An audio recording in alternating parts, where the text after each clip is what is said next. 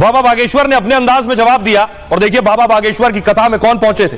दिल्ली के बीजेपी सांसद मनोज तिवारी भी पहुंचे थे बाबा बागेश्वर के इस कार्यक्रम में। और मनोज तिवारी को आप देख रहे हैं, फुल स्क्रीन लीजिए जरा। मनोज तिवारी कुछ कह रहे हैं।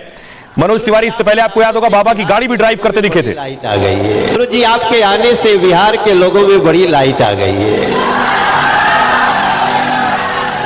इसलिए मैंने ये लाइन कहा, हो जिया हो बिहार के लाला, जिया तू 1000 साला, हर जिया हो बागेश्वर वाला, जिया 10,000 साला, जिया तू 1000 तनी धूमधाम से, तन झूम झाम के हनुमान कथा में आपन ध्यान लगावा ये भैया। तो ये उस वक्त का है जिस वक्त मनोज तिवारी खुद बाबा की गाड़ी ड्राइव कर रहे थे पिछली बार जब बाबा बिहार पहुंचे थे। कल फिर मनोज तिवारी शामिल हो सकते हैं इस कार्यक्रम में।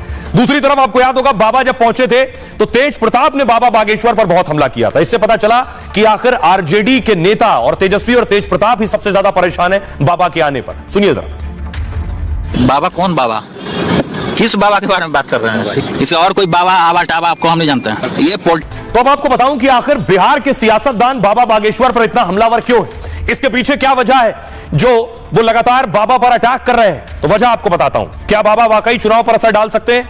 बिहार में कुल वोटर करीब 8 करोड़ वोटर है। बिहार में मुस्लिम वोटर की संख्या 17% है और 80% यानी करीब 5 करोड़ हिंदू वोटर है। बाबा बागेश्वर की कथा में रोज 2 लाख लोग आ रहे हैं। 5 दिन में कुल 10 से 12 लाख लोग आएंगे और कथा सुनने वालों पर बाबा का गहरा असर होता है। बाबा भारत को हिंदू राष्ट्र बनाने की बात भी कहते हैं, इससे लोगों को जोड़ते हैं। अगड़े दलित के बीच हिंदू एकता की बात भी बाबा बागेश्वर करते हैं और जातिवाद और आरक्षण वाले मसले पर बाबा या जातिगत जनगणना वाले मसले पर विरोधियों की काट करते हैं। सरल तरीके से बात कर सीधे हिंदुत्व से जोड़ते हैं। कथा सुनने और उनके परिवार सीधे जुड़ते हैं इससे। मतलब कथा अगर 12 लाख लोग सुनेंगे तो लगभग असर 50 लाख तक होगा। 5 करोड़ वोटर में 50 लाख का मतलब सीधे 10% है।